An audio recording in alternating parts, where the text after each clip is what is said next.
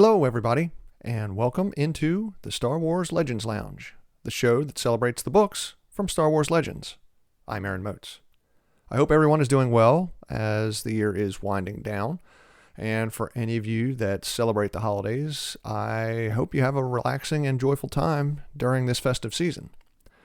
On the last episode of the show, we did Shadow Games, the second Dash Rendar story to be published, but the one that comes first chronologically. Today, it's the one that started it all for Dash, Shadows of the Empire by Steve Perry, published in 1996. But I can't just talk about the book, because Shadows of the Empire was so much more than the novel. It was a huge multimedia event. It was a book, comics, a video game. It had its own soundtrack. It had its own toy line. It even had trading cards. I would say that Shadows of the Empire was Lucasfilm's biggest event between 1997 and 2002, outside of the 5 movies that came out during that time. So today's podcast will be a little different than normal. The first part of the show will be pretty short.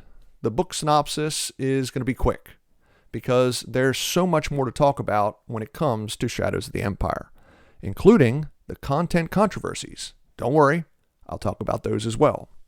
You have to. It's part of the history surrounding the project. But first, my favorite part of the show, a message from a listener. Today's message is an email from Dorian Pantoja. Dorian says, I'm a newer listener and a big fan of Star Wars and enjoying the stories you read aloud. If possible, I'd love if you would do the KOTOR series. Great work and looking forward to more stories. First off, thank you very much for the email, Dorian, and thank you so much for listening and enjoying the podcast. As far as the KOTOR series goes, I assume you're talking about the books Revan by Drew Karpyshyn, Deceived by Paul S. Kemp, Fatal Alliance by Sean Williams, and Annihilation, also by Drew Karpyshyn. Funny enough, I read all of those a few months before I started to do this podcast. I owned these 4 books for years, but I had never read them up to that point. They were just sitting on my shelves. Then, when the pandemic started and the lockdown started here in the part of the United States where I live, I decided to pass the time by finishing the Legends books that I had never read. These were the first 4 books I read in the summer and early fall last year. And when I was finished with them and had started reading some other things, I decided I wanted to talk to other fans of Legends about these stories. What works, what doesn't work, and how my opinions have either changed over time or how they've stayed the same. And my goal is to do all 176 adult and young adult Legends novels, as long as this podcast stays fun. Now, if you follow the show on Twitter, you'll see the schedule of shows through the first half of 2022. And I've been working on the schedule for the rest of the year. So, Dorian, I will put the 4 KOTOR stories on the schedule for sometime next fall, the second half of 2022. Look for the specific dates when I post the remainder of next year's schedule, which I hope to have up on the show's Twitter page by the end of December. Once again, thank you so much for the email, Dorian. Send me a message anytime. And if anyone else has a question you'd like me to answer on the podcast, please contact the show. You can email me at swlegendslounge@gmail.com or send me a tweet at legendslounge1. Now it's time for today's book, Shadows of the Empire by Steve Perry. Grab yourself a drink, and let's head in to the Star Wars Legends Lounge.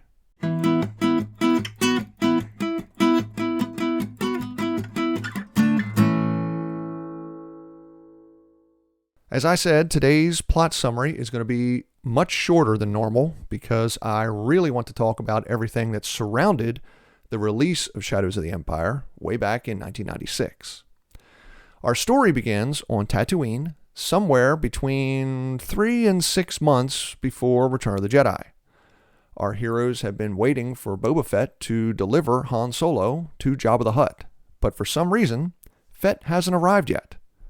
Luke Skywalker waits in Obi-Wan Kenobi's hut. He constructs a new lightsaber to replace the one he lost on Cloud City. Meanwhile, Lando puts out a message through some of his underworld contacts looking for Fett, and he gets a hit. A smuggler/gun-for-hire named Dash Rendar spots Fett's ship on the planet Gaul. Lando, Leia, and Chewie pick up Luke and his X-Wing and send a message to Rogue Squadron, telling them to meet our heroes at Gaul.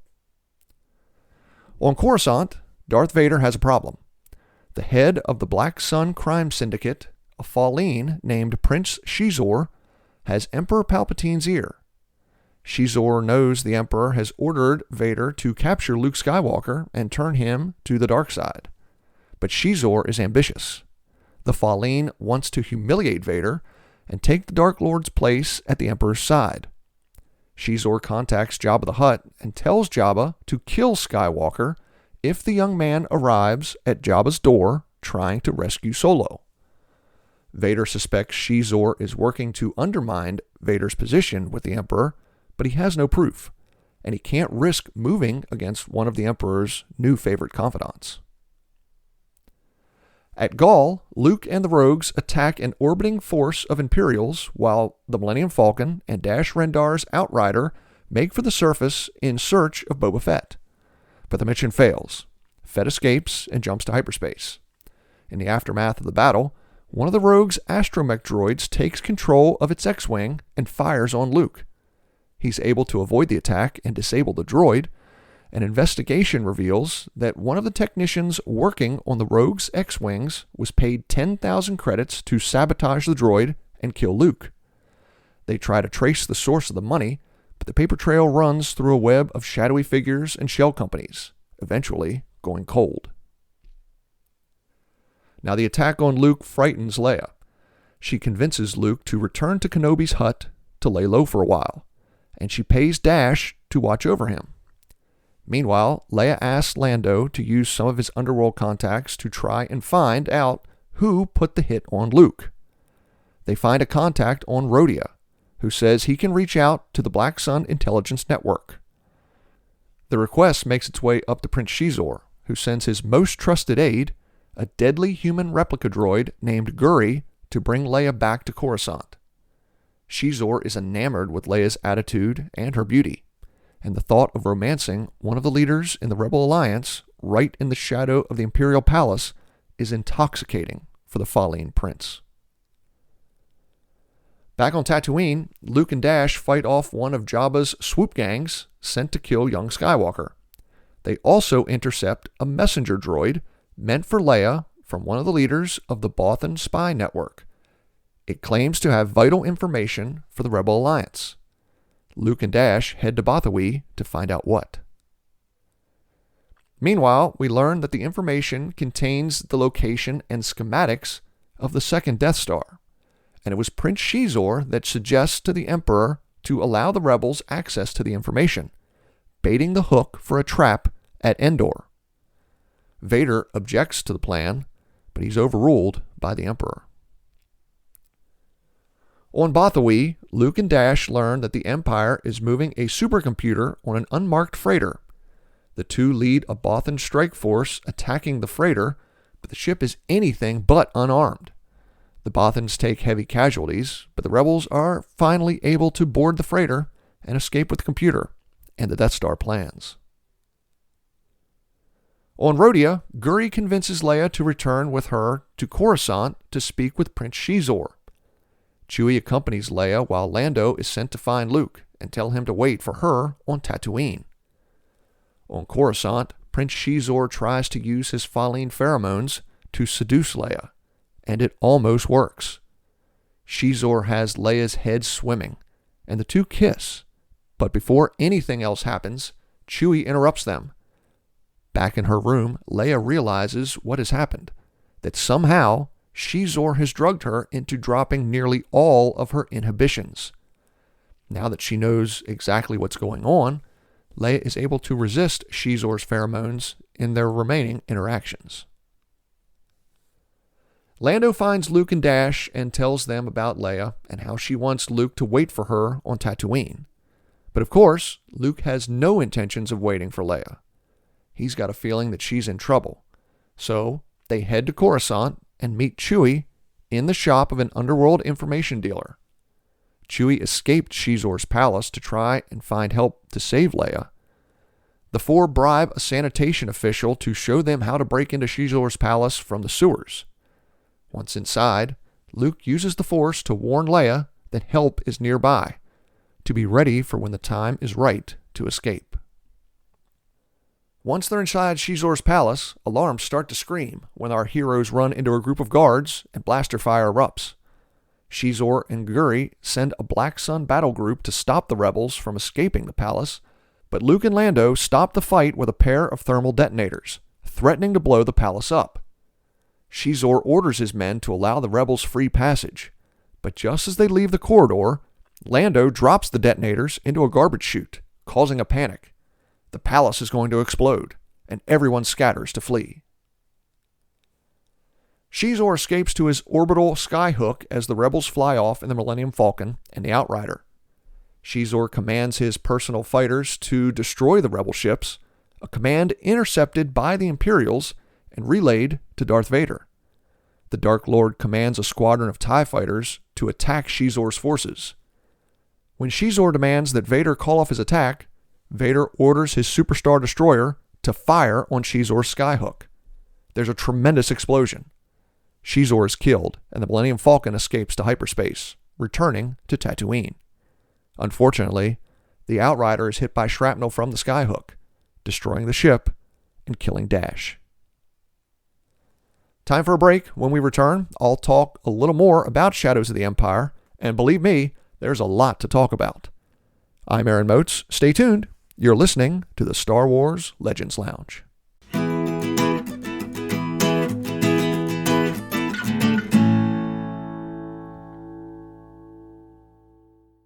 Thank you for listening to this episode of the Star Wars Legends Lounge, where we celebrate the books from Star Wars Legends.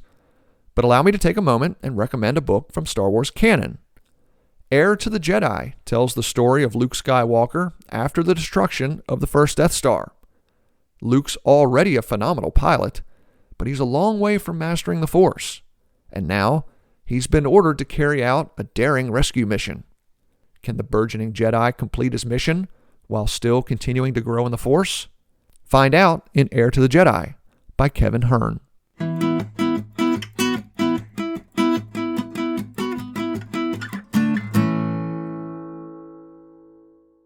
Welcome back to the Star Wars Legends Lounge, the show that celebrates the books from Star Wars Legends.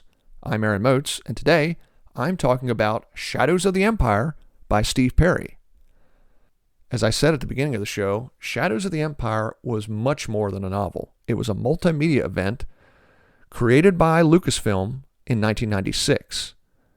It contained the novel, a comic book series, a video game, trading cards, a soundtrack, a toy line, and an audio drama.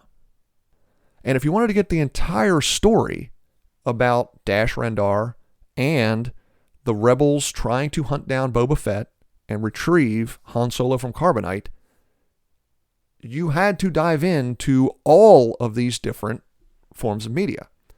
Not everything is in the novel that I just talked about. If you read the comic series, a lot of that focuses on Boba Fett and his issues in trying to get Han Solo to Jabba the Hutt. Fett is constantly attacked by other bounty hunters. Zuckuss and Forlom are in that one, as is Bosk and IG-88. The video game includes some of Dash Rendar's story, where that actually started during the Battle of Hoth, all the way back in Empire Strikes Back. And there is even a set of comic books that tie in to Shadows of the Empire that let you know that Dash actually survived when Shizor's skyhook blows up. From what you read in the novel, a piece of shrapnel slams into the Outrider and blows it up. However, the comic shows that he jumps to hyperspace just before the piece of debris hits the Outrider, and it hits something else, causing the explosion. Dash is then never seen again by the rebellion. There are hints, or there are stories of Dash throughout the galaxy, and even all the way up through the Yuuzhan Vong War.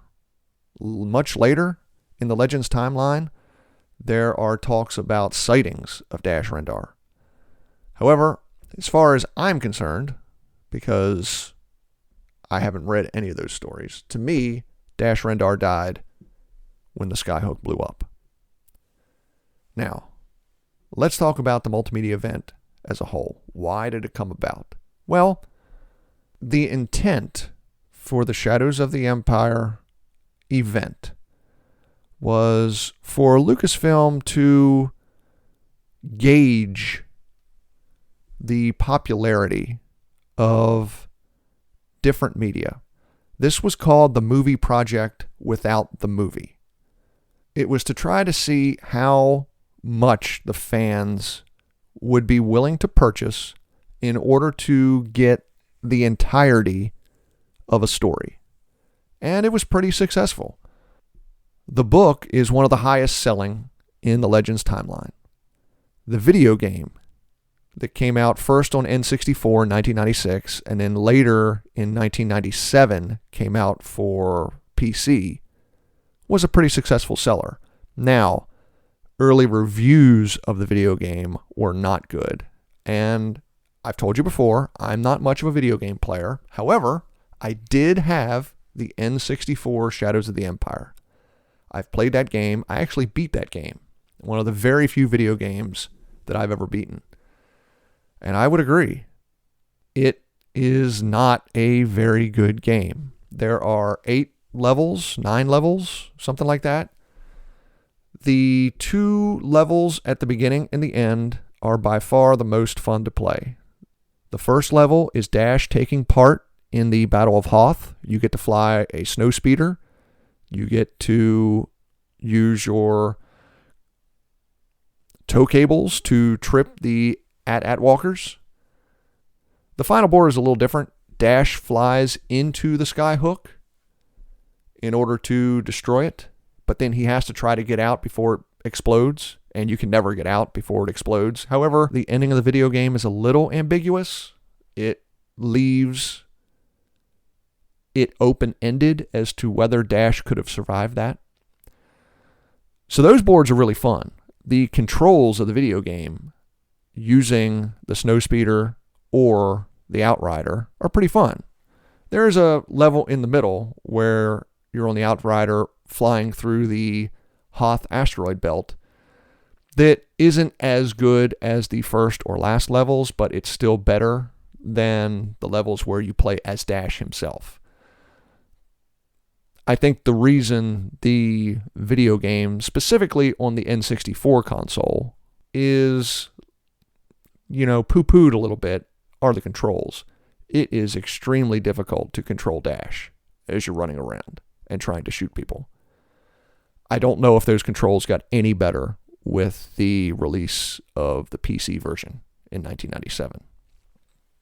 However, the sale of the video game was a success. The sale of the book, of course, was a success. Even though there are the scenes between Shizor and Leia where he is trying to seduce her. But he's not really trying to seduce her. He is using his Faline pheromones to obviously try to influence her into a compromising situation. I was 18 when the book came out. I read it as soon as it came out. And I remember there were some folks that had issues with these scenes at that time in 96. Reading it now 25 years later, and I know some people have just discovered the book in the last 5 years, these scenes now are pretty controversial. I would say that Shadows of the Empire was a product of its time in 1996. Not to excuse these types of scenes, but just the fact that they were more prevalent, or they weren't examined in quite the same lens that they would be examined now. Because of that, I don't think Shadows of the Empire ages very well. This isn't a story that you're going to say is timeless. It is definitely a product of its time. That doesn't mean the story as a whole is bad. In fact, it contains a lot of the things that I like in a Star Wars story. It is fast-paced. When I went over the synopsis, I left out so many things that happen in this book. There are times where, honestly, even for me, the book might be a little too fast-paced. It just goes from event to event to event to event. And every so often, I would like the book to kind of stop and take a breath. Just take a moment, let the characters discuss what is happening, what their plans are, and then go about implementing those. But in Shadows of the Empire, you just move from scene to scene to scene to scene. There's no, it takes a few days in hyperspace to get someplace. You just say, we're going to Gaul. The next scene, you're at Gaul. We're going to Rhodia. The next scene, you're at Rhodia. Guri picks up Leia on Rhodia. The next scene, they're on Coruscant. So, while I like more fast-paced Star Wars, there are parts of the book that are just a little too fast-paced, even for me. However, that's just a minor nitpick. I know the part of the book most people remember is Dash Rendar himself. And for those of you that listened to my previous episode about Shadow games, I called Dash Rendar Han Solo on steroids. I was one of the people in 1996 that had issues with Dash Rendar because I thought they made a caricature of Han Solo in order to have a Han Solo type character in the story. Dash is brash. Dash is conceited. Dash thinks he's the galaxy's gift to women. But being Han Solo on steroids, Dash doesn't really have the conscience that Han does. Anyway, as I said last week, I think Dash's character is better in Shadow games. He actually feels more like his own character. And maybe that's because he's the main character of the book. He is not the main character of Shadows of the Empire. He is in a much more supporting role. He's honestly not in the book as much as you would expect him to be. But in the scenes in which he is in there, he's not my favorite. I wish Steve Perry would have toned him down some. As far as Shadows of the Empire, on the whole, it's a must-read in the Legends storyline. It is the largest multimedia event that Lucasfilm had outside of the original trilogy and the prequel trilogy until the Force Unleashed multimedia event in 2007. I would say that one was bigger than Shadows of the Empire. And Shadows wasn't the first multimedia event that Lucasfilm tried, but up to that point, it was by far the largest. As far as whether anything in Shadows could be made canon, the story can't, because there have been 2 stories that have happened since the Disney merger that take place between Empire and Jedi that contradict a few things in Shadows of the Empire. But there are some things in Shadows that are canon. The Falleen species is canon. They have been shown in the Clone Wars animated show. I don't know if Prince Shizor is canon or not. In the final season of the Clone Wars animated show, there is a scene where Maul is talking to the heads of a bunch of criminal syndicates. One of the characters there is a Falleen. I do not know if that is Prince Shizor or not. In my head it is, but maybe it is, maybe it isn't. To this point, we do not know the name of that character. It would be fairly easy to make other characters canon. Dash Rendar would be easy to make canon. He's a smuggler. He's a gun for hire. You could easily see him in a book about smugglers, a television show like The Mandalorian or the Book of Boba Fett, and you could put that character in any part of the timeline. The human replica droid Guri, I could see in canon. I think that would most likely be something that the Empire makes. I mean, we already know that the Empire has made Dark Trooper droids from The Mandalorian. Who's to say they did not make human replica droids? Or that they would not make human replica droids? So, there is plenty in Shadows of the Empire that could be made canon. Just not the story as a whole. A few quick things here at the end. You guys obviously have heard I pronounce it Prince Shizor.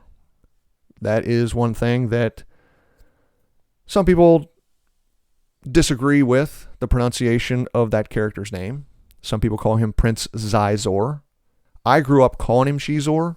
I never listened to the audiobook where I believe that's where he was called Zizor, and I think that's where most people who call him that get that name from. But personally, I think you just pronounce names the way you want to pronounce them. If you want to pronounce it Shizor like me, fine. If you want to pronounce it Zizor like the others, cool. Pronounce it however you want to pronounce it.